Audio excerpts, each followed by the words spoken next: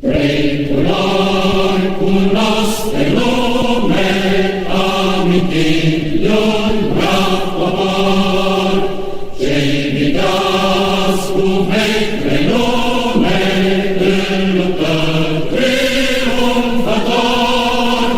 Ce-i viteaz cu vechi renume, în luptă triumfător. Multe secole luptară străbunii noștri eroi, să trăim stăpâni în țară, ziditori ai lumii noi. Să trăim stăpâni în țară, ziditori ai lumii noi. Roșu galben și albastru este al nostru tricolor. Se înalță ca un astru gloriosul meu popor.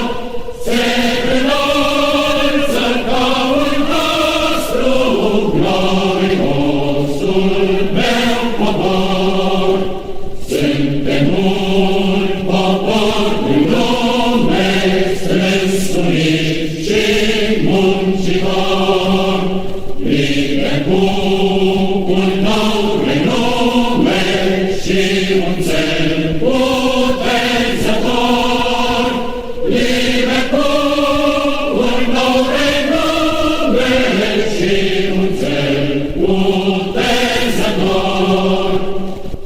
Partidul ne unește și pe graiul românesc.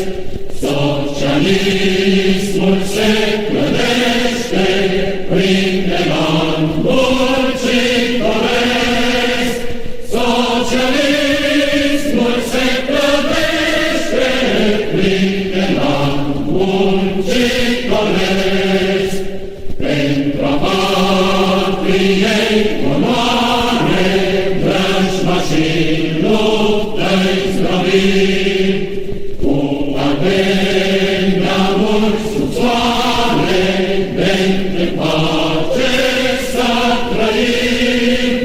Cu ardeni neamuri sub soare, pentru pace să trăim. Iar cu Românie